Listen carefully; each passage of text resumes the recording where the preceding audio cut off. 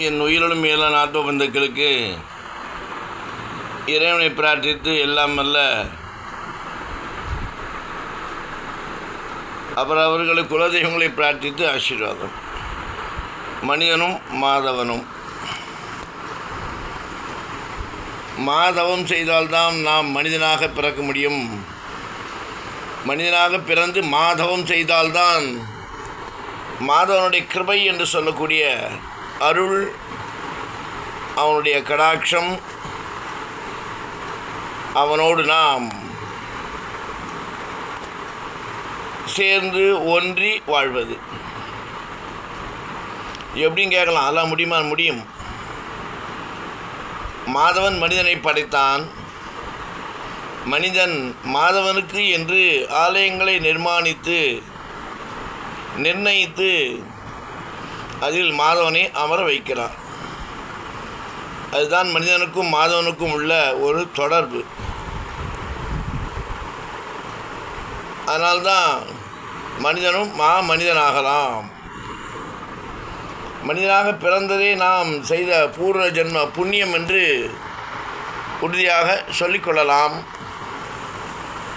சொல்ல முடியும். சிந்தனா சக்தி,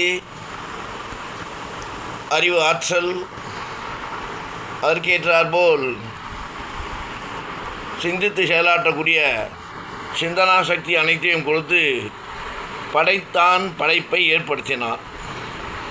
அதேபோல் சிந்தனா சக்தி ஆற்றலுடன் இறைவனுடைய ஆலயம் இப்படி அமைய வேண்டும், கருவறை இப்படி அமைய வேண்டும், சிலை இப்படி செதுக்க வேண்டும் என்று திறனும் ஆற்றலும் கைவண்ணமும் மாதவனால் மனிதனுக்கு கொடுக்கப்பட்டுள்ளது. மனிதனுக்கும் மாதவனுக்கும் எப்போதுமே தொடர்பு இருந்து கொண்டே இருக்கும். ஏனென்றால் ஒவ்வொரு செயலும் மாதவனை நம்பி, மாதவனை நினைத்து, மாதவனுக்காக அர்ப்பணிக்கிறோம் என்று நினைத்து செயல்பாட்டுடன் உணர்ச்சி பூர்வமாக உள்ளபூர்வமாக உணர்ந்து செயலாற்ற வேண்டும். உண்ணக்கூடிய உணவிலிருந்து தினமும் காலையிலிருந்து மாலை வரை, இரவு வரை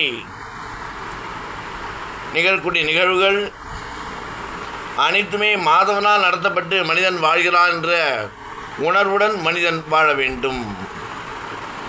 அதனால்தான் மாதவம் செய்தால்தான் மனிதனாக பிறக்க முடியும். அந்த மாதவனுக்கு ஆலயம் நிர்ணயித்து மாதவனை சிலை வடிவாக வடித்து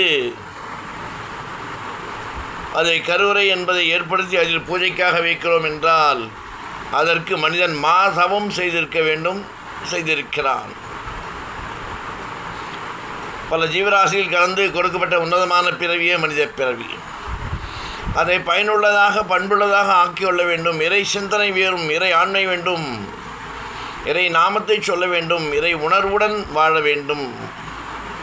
உன்னுடைய ஒவ்வொரு செயலும், ஒவ்வொரு சிந்தனையும், ஒவ்வொரு செயல்பாடும் மாதவனால், இறைவனால் நடத்தப்படுகிறது என்ற உணர்வு இருந்தாலே போதும், நீயும் மனிதனும் தெய்வமாகலாம்.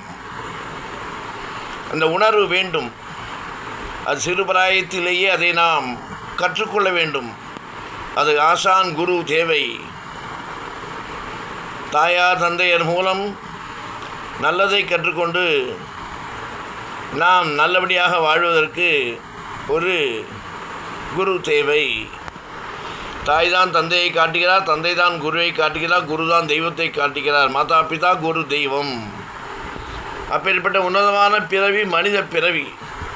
அதை நாம் பயனுள்ளதாக பண்புள்ளதாக ஒவ்வொருவருக்கும் ஒரு குறிக்கோளுடன் ஒவ்வொருடைய செயலை செய்வதற்காகவே இறைவன் மனிதனை படைத்தான்.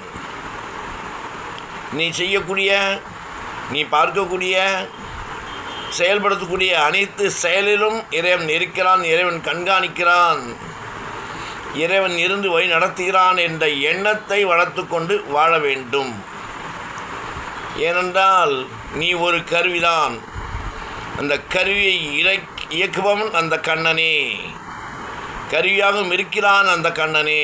கண்ணனே கருவி, கருவியே கண்ணன் என்ற உணர்வை நாம் வளர்த்து கொண்டு இறைக்காக நாம் என்ன செய்தோம் என்ற ஆத்ம விசாரணை ஒவ்வொரு ஜீவாத்மாக்களும் ஏற்படுத்தி கொள்ள வேண்டும். இறை என்பது இறைவனையும் குறிக்கும். இறை என்பது நீ உண்ணக்கூடிய உணவு, அதையும் இறை என்று கூறுவார்கள்.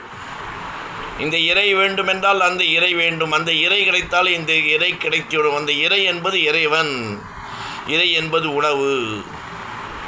உணவு வேண்டுமென்றால் இறைவனை நினைக்கணும். இறைவனை நினைத்தால் இறை என்று சொல்லிக்கொள்வோம். உணவுக்கு கிடைத்து நோய் இல்லாத, நோயின் தாக்கமில்லாத இருக்கும் வரை இறை சிந்தனையுடன் வாழ முடியும், வாழ வேண்டும், வாழ வைப்பான் மாதவன்.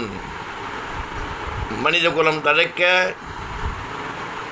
மனிதனும் மாதவனாக ஆக, மனிதனும் தெய்வமாகலாம் என்பதை உணர்ச்சி பூர்வமாக, உள்ளபூர்வமாக செயலாக்கப்படுத்த வேண்டும்.